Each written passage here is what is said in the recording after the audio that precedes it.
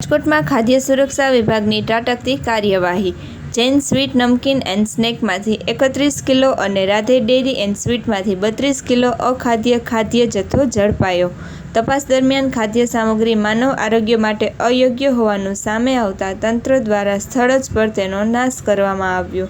કાર્યવાહી બાદ રાજકોટના ફૂડ વેપારીઓમાં ફફડાટ ફેલાયો છે।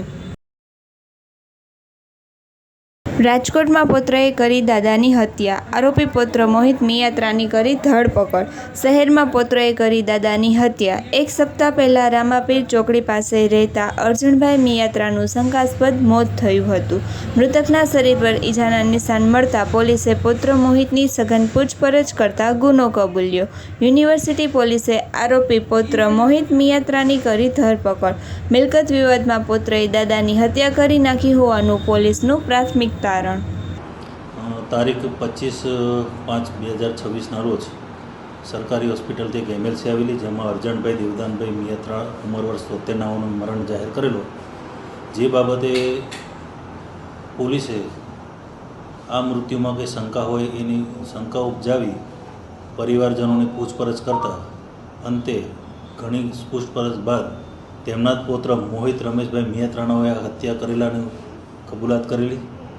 જે બનાવ એ રીતે છે કે આ અર્જણભાઈ દેવદાનભાઈ મિયાત્રા છે, જે એમના દાદા થાય છે, જેઓની જમીન તમાચણ ગામ છે, ત્યાં 7 વીઘા જેવી જમીન છે।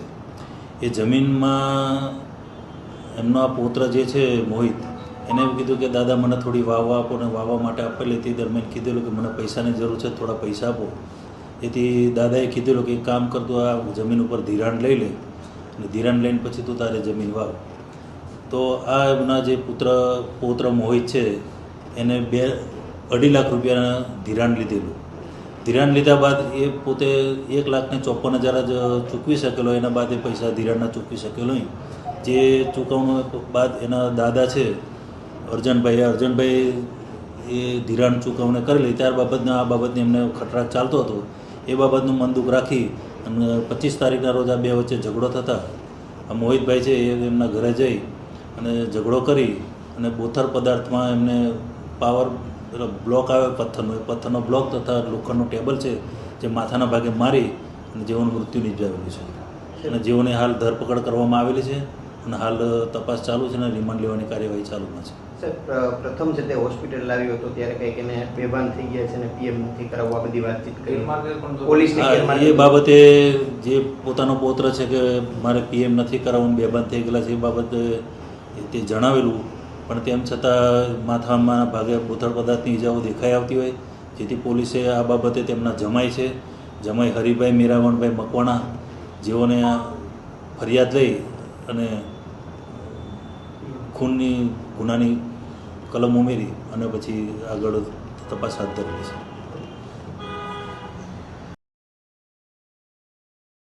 રાજકોટ શહેરના સંત કબીર રોડ પર ધંધાર્થીઓ પહોંચ્યા મનપા કચેરી। મોટી સંખ્યામાં માર્કેટના ધંધાર્થીઓ પહોંચ્યા રજૂઆત કરવા। માર્કેટને પાડી અને કટ કરવામાં આવી હતી, ત્યારે ધંધાર્થીઓ દ્વારા સહયોગ આપવામાં આવ્યો હતો। ધંધાર્થીઓને ખાતરી આપવામાં આવી હતી કે 6 મહિનામાં ફરીથી માર્કેટ ચાલુ થશે, પરંતુ અધિકારીઓ દ્વારા અત્યારે અમને માલિકીની જગ્યા હોવાનું કહેવામાં આવ્યું। છેલ્લા 20 વર્ષથી માર્કેટમાં અમે અમારી રોજીરોટી ચલાવી રહ્યા છીએ ધંધાર્થી, અમને અમારી માર્કેટ ફરી પાછી આપવામાં આવે એવી માંગ। સુરત કઠોર બસ સ્ટેશન પાસે ઉત્તરાયણ પોલીસની મોટી રેડ। કાળા કલરની સ્કોર્પિયોમાંથી એમડી ડ્રગ્સ સાથે 3 નશાના સોદાગરો ઝડપાયા। પશુપાલન અને વેપારના ઓઠા હેઠળ ચાલતું ડ્રગ્સનું નેટવર્ક, 6.18 લાખનો મુદ્દામાલ જપ્ત। ભુજમાં દબાણ હટાવો ઝુંબેશ, લોટસ કોલોનીમાં દબાણ હટાવવાની કામગીરી। માર્ગ અને મકાન પાલિકા અને મામલતદાર ભાડા દ્વારા દબાણ હટાવવામાં આવ્યું। સ્થાનિક લોકોએ વિરોધ કરી દબાણ કામગીરી બંધ કરાવી। પોલીસ બંદોબસ્ત ગોઠવી દેવામાં આવ્યો। વિરોધ કરતા 2 મહિલા સહિત 3ની અટકાયત। ફરીવાર દબાણ તોડવાની કામગીરી શરૂ કરાઈ। ગેરકાયદેસર દબાણ પર બુલડોઝર ફરી વળ્યું। રાજકોટ મેડિકલ હોસ્પિટલના ડોક્ટર અમિત વરસાણીની ભૂલે પરિણીત મહિલાની જિંદગી કરી બરબાદ.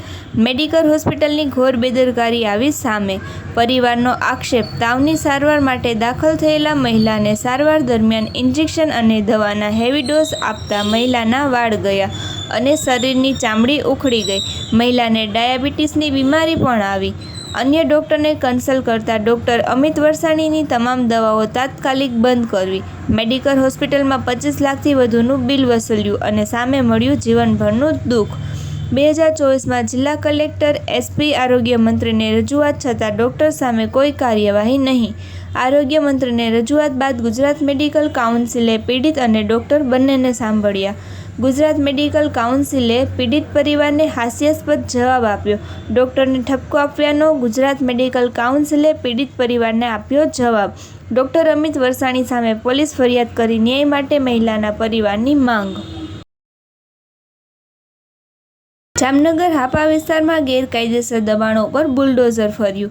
ઇસ્કોન મંદિર નજીક હજારો ફૂટ જગ્યા પર થયેલું ગેરકાયદેસર બાંધકામ દૂર કરાયા. મહાનગરપાલિકા દ્વારા જેસીબી મશીનથી મેગા ડિમોલિશન હાથ ધરાયું. સાપર વેરાવળ ચોકડી ઉપર સિટી બસના ડ્રાઈવર સાથે કંડક્ટર રોડની ઉપર નીંદર માણતા અનેક મુસાફરો હેરાન. સાપર વેરાવળથી રાજકોટ જતી સિટી બસવાળા રોડ પર નીંદર માણતા વિડીયો વાયરલ.